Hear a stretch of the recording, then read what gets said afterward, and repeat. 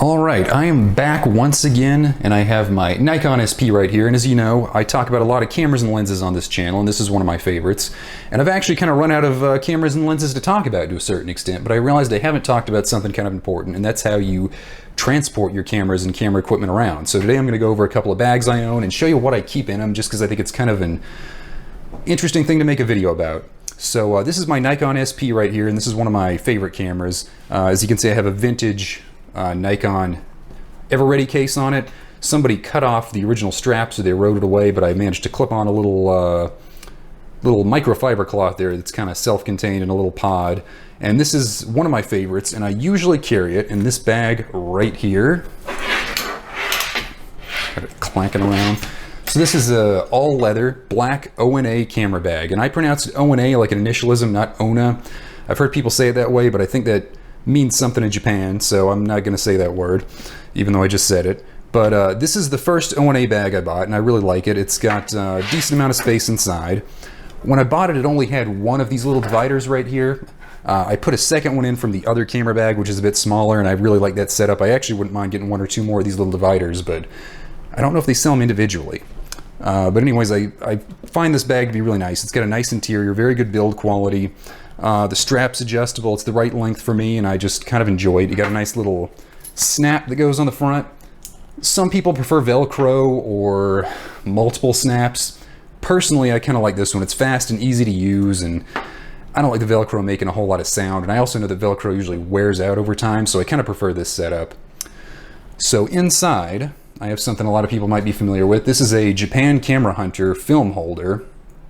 I don't know if they technically have a name. Bought this a while ago. I find it kind of useful. I kind of like it. There's actually no film in it right now, which is kind of ironic, but I put a bunch of stickers on it because it was getting really scratched up, and then the stickers are getting scratched up and eroded away. But it's a nice little thing to put film in, because I almost always have a couple of rolls of spare film with my film cameras. Who would have guessed? So this is something that just kind of helps you keep a little bit of extra organization. They're not super cheap, and the problem with him is you have to order the stuff from Japan, so the shipping and handling can get very expensive. The other little thing is the seal wasn't very good. The top would kind of pop off, so I had to put some electrical tape around the corner to really give it some purchase so it holds on and doesn't pop off all the time. So there are flaws with these. You might want to look up and see if you can find a third-party brand, I guess, if you want to buy one, because these are okay, but I think for the price there, you could probably find something a little bit better. Something else I always find to be very valuable is a little notebook. So I have this small notebook here. It's got a little case, and it's got a small pen that even attaches on the side. I almost always carry a notebook with me and a pen, but a lot of times the full-size pen gets broken or displaced or something, and I got this recently.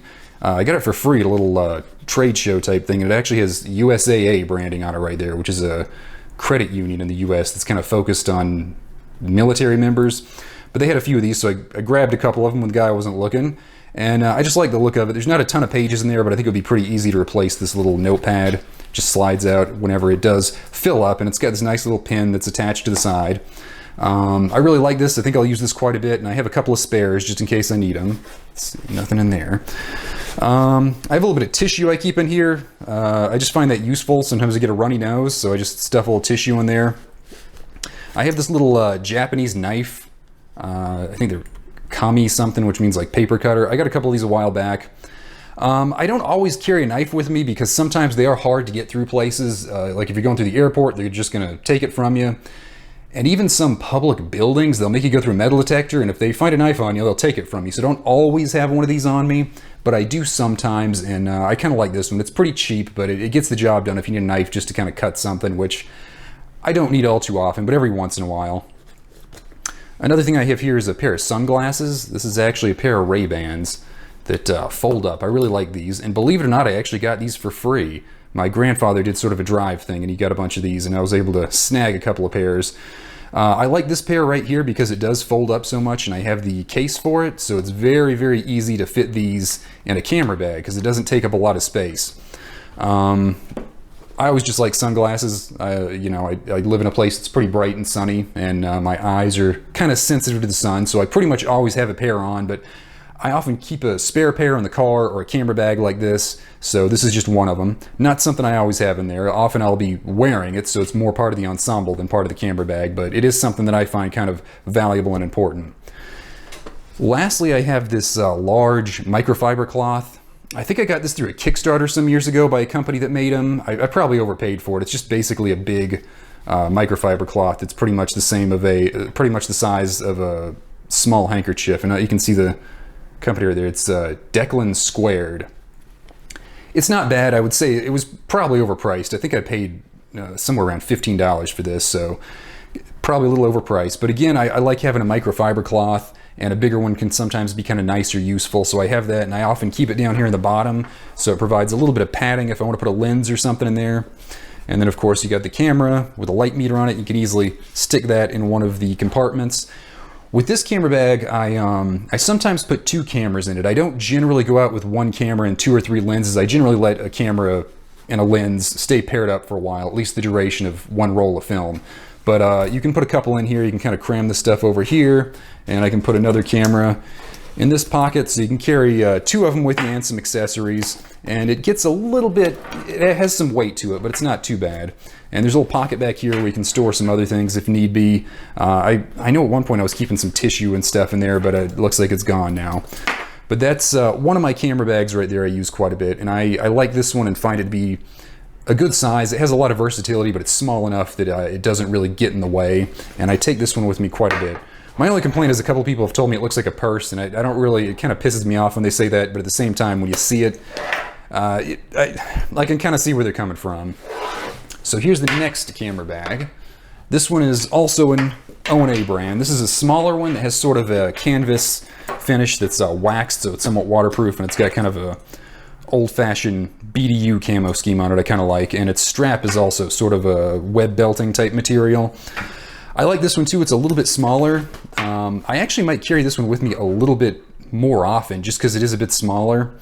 I don't have any compartments. I just have one big compartment. I usually drop a camera in here, and a lot of times I'll take the little film case with me. It's probably the reason it gets so scratched up. So I would like to have another divider to put in here. That would be great, but haven't been able to find one quite yet. So I would, again, like I said, I would normally take the film case with me. I probably ought to get a second one. And of course I'd have a camera. With this setup, I almost always take just one camera. So I put the S3 in here. It's got its own little meter, but I actually have a second meter in the bottom. I always try to keep meters in the camera bags just so I don't walk out the door without one, but there's a meter. Pretty much always have one in a camera bag, if not both of them. Right here, I have this strap. I don't know if I've really shown this in any videos. I think this is an old purse strap or something I got somewhere just laying around. It's a couple feet long. It's a little bit too long to be a proper camera strap, but it has these nice little clamps so you can put it on the D-rings for this particular camera that had them affixed on there, or for the case right here for the SP. And I find that really useful. It's just a nice little thing you can put on there and carry it around over your shoulder, around your neck. I am not a huge fan of camera straps. I don't like to leave the camera hanging around my neck or over my shoulder for too long, so a lot of times I take this off and just kind of use the camera out of the bag and shoot it mostly handheld. But I do like to have a strap with me just in case I need it or want it, because they are pretty convenient. They provide a little layer of safety if you kind of slip and drop your camera. So that's something I often have in the bag. Not always, but I have a couple of different straps. This is one of the easier to use, cheaper ones I just keep in a bag a lot of times. I have this right here. I don't know what they're called. It's some sort of Japanese style towel thing that stretches out quite a bit. They're pretty long. I don't think I can even get it all on camera, but it's decent sized. It's pretty long. It's probably about foot wide and almost 3 feet long. But I kind of like these. You can use them as a headband if you need to. You can wrap stuff in it. You can kind of wrap things up to protect them. I've actually used them a lot. I usually carry a water bottle with me, and I have a bad habit of not sealing them all the way so they leak, and I'll use this to kind of like dab up the water off my car seat, or hopefully not out of the bottom of my camera bag, but possibly. I kind of like these. I've got a couple of them. I bought a few when I was in Japan, and somebody gave me one more recently, and I just kind of like them. They got a nice look to them. They usually have some interesting kind of traditional designs, and I just, you know, it's a nice little thing to have that is pretty useful. That's pretty much it in that compartment. But up here I got some stuff. I have another older notebook I was using for a while. I had a pen in here, a pretty nice one, and I just lost it. And that's part of the reason I was so excited to get a couple of these where you've got a small pen and it's kind of affixed to the notebook. So I still have that notebook. I think there's a couple of secret notes in there, but no pen to go with it right now. I also have another little tiny knife. This is just a comically small one. It's made by a company called Bear & Son, and it's got a nice little deer antler handle. Very small blade. The blade's only a little over an inch long. I think the whole thing in total is about 3 inches unfolded, and inch and a half or a little over, inch and 3/4 folded up. I kind of like this. A lot of people say, oh, that's a useless little gimmicky knife, but I find it very useful for just cutting small things. Like if you have little strings on something that needs to be cut off, or is kind of a letter opener. And I just like the look of it, and it's small enough that you can pretty much always get it through any type of security, because a lot of times they don't even know it's a knife. And even if they do realize it's a knife, it's small enough it should be legal pretty much anywhere. A little bit of a gimmicky niche kind of thing, but I like it, and I do find it has some utility. And lastly, I have this weird little token. It's a little wooden token with a smiley face on one side and a peculiar symbol on the other. I don't know what this is. I found this just laying on the ground outside of a store, and I like the look of it, so I kept it.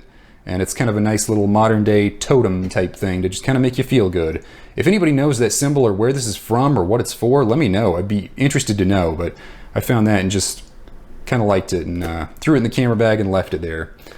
So that's pretty much it for these camera bags right here. I have a much larger one I use sometimes. It's more of a backpack one, but that's mainly more for long trips and stuff.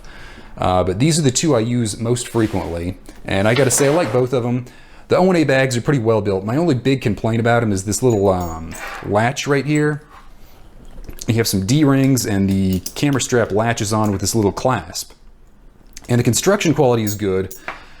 I just don't see the point. I don't know why I'd ever really want to take off the strap, and I'm not a big fan. I'm always afraid that's going to be sort of a failure point. It's going to break one day, and I'm going to drop a camera or something. That's pretty much my only complaint about these bags. I really like them.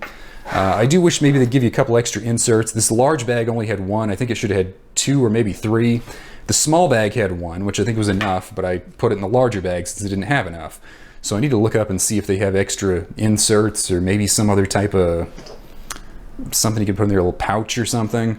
But all in all, I really like these camera bags. They're not the cheapest, but they're also not the most expensive. I got both of these on sale. I think this one was probably about 150 bucks, and I know this one was a lot more. It was probably 250 or so, maybe a little cheap in that. It was over 200, a little over 200, I know for sure. So they're not dirt cheap, but when you compare them to a lot of other stuff on the market, they're pretty reasonably priced, especially this leather one. And again, I got them both on sale. The regular price on this one I think is like 300, and the regular price on this one I think is like, it was like 175, and I don't even know if they make this camouflage anymore. I think that might have been a special edition thing for like Memorial Day or something. But that's kind of my camera kits right there, all my little accoutrements I use on a day-to-day basis when I'm out shooting. So hopefully somebody found that kind of interesting and was able to learn a little something from it. So hopefully you join in next time and see some of the other stuff I got to talk about.